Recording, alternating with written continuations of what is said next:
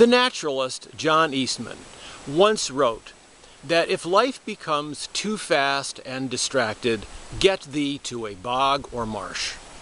Wetlands, he said, force us to slow down and to pay constant attention to our steps and our surroundings. Maybe that's why my two favorite wetlands, bogs and their relatives, fens, have provided me with some of my most satisfying experiences in the natural world. In an earlier video, I talked about trying to hold on to and deepen your experiences in nature by working on being as fully present as possible. And certainly, having to pay constant attention facilitates staying present. But those of us like me who are not particularly observant need all the help we can get in mastering the art of staying present in the moment. In that other video, I talked about two other activities which might help in this regard. They are a study of context and some mindfulness meditation. Today, I would like to apply those ideas to bogs and fens. Let's start with context. By that I mean answering questions like, where are we? What is this place? What is here? So, what is a bog? Well, it turns out that when trying to define this type of place, the situation can get a little, if you'll pardon the expression, murky. Maybe that's because no two bogs or fens seem to be exactly alike, although I think that's part of their charm. In any event, several definitions have been proposed. I like the one given in the 1980s by Damon and French, who described a bog as a nutrient-poor, acid peatland, whose vegetation is dominated by sphagnum or peat mosses, heath shrubs, and sedges. Unpacking this definition helps us to answer the question, what is this place? Bogs and fens are peatlands. That is, places whose soil consists mostly of partially decomposed organic remains, largely those of plants. The decomposition is only partial, however, because of the unique physical and chemical characteristics of this type of wetland. Here, water flows very slowly, if at all. There may be no outlet or inlet. As a result of this lack of flushing, the microorganisms in the water, which are responsible for decomposition, tend to deplete the oxygen supply. Because of that, their activity slows down or stops entirely. Acid products build up in the water, and vital plant nutrients, normally recycled into the environment by the processes of decay, become in short supply.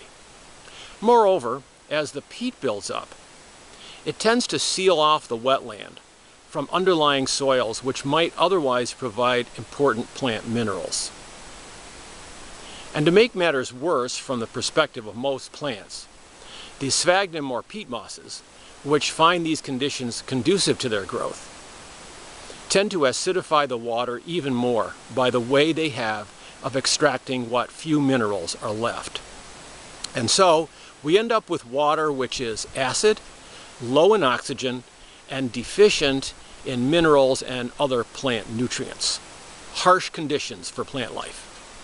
By the way, one way to distinguish between bogs and fens is to think of them as on a kind of continuum of harshness. Bogs are at the tough end, fens a little more forgiving. Fens typically have access to more alkaline soils, which makes the water less acid, if acid at all, and more rich in minerals. Because of this, the plant communities in fens are a little different from those found in bogs. In a fen, for example, we are likely to find more sedge and less sphagnum or peat moss than would be the case with a bog. The plants that can survive in this type of environment tend to be highly specialized. I've mentioned sphagnum or peat moss, but there's also the heath shrubs such as leatherleaf, Labrador tea, bog rosemary, and others, as well as the sedges, which are a grass-like plant. These plants tend to have various adaptations which allow them to survive in a nutrient-poor environment in which water, while abundant, is not particularly supportive of plant life.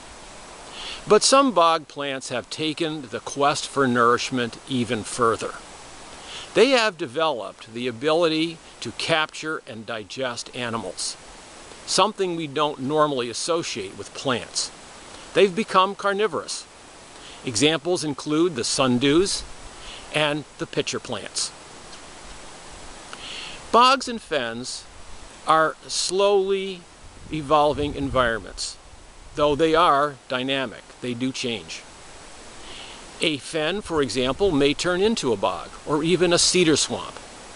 A careful study of the plant communities can sometimes help to pinpoint this wetland on one of these or other natural progressions. So, bogs and fens give us plenty to observe, plenty to notice, and help us to stay present. But in my other video, I also mentioned that a study of the human dimension of wild spaces helps us to stay in more contact with them. And it turns out that bogs and fens have captured the attention of human beings for thousands of years.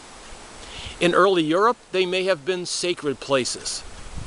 A number of amazingly well-preserved bodies have been found in these European bogs, some of those individuals dating back to the Bronze and Iron Ages.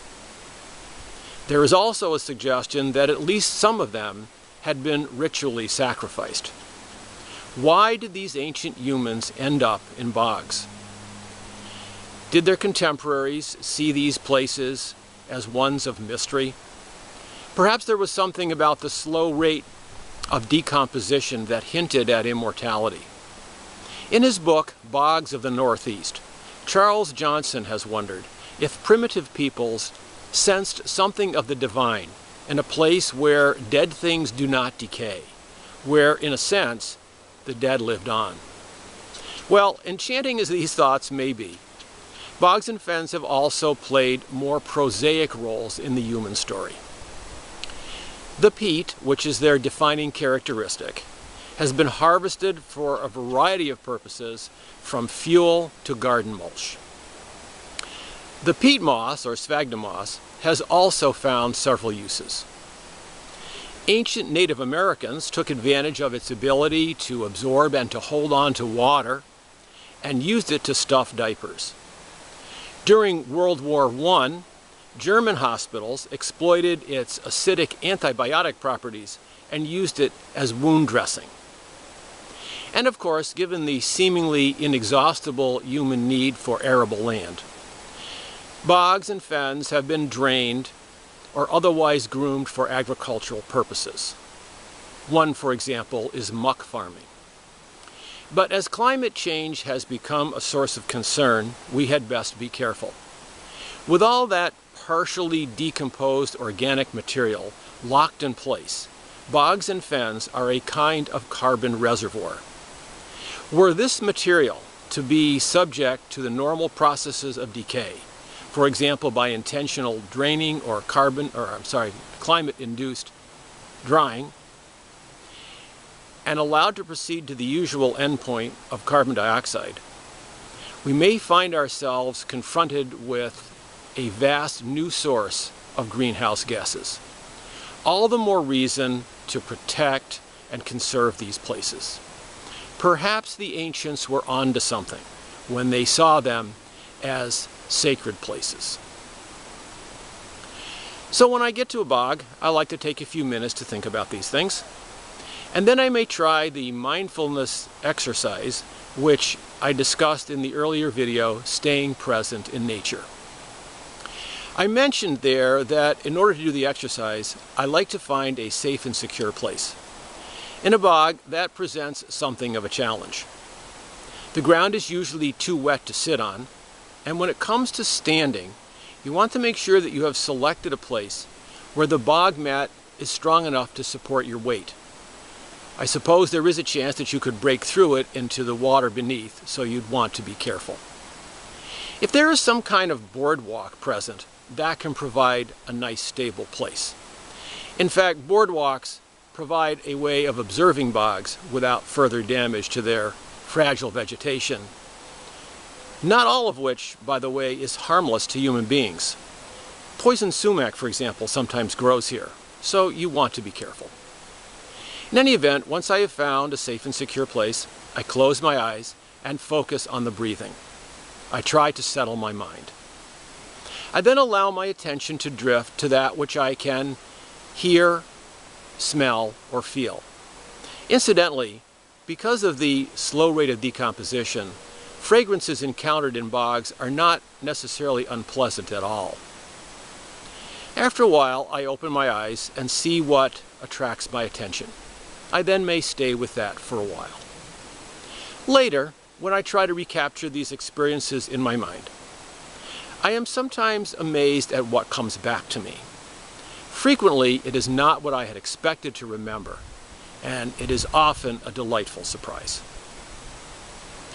John Eastman reminded us that wetlands force us to slow down and to take note of where we are. Bogs and fens, with their slowly accumulating peat, their gradual evolution, and their unique and intriguing plant life, seem to illustrate this point in a particularly memorable way. I hope you have a chance to experience these remarkable places and to encourage their preservation. Thanks for watching.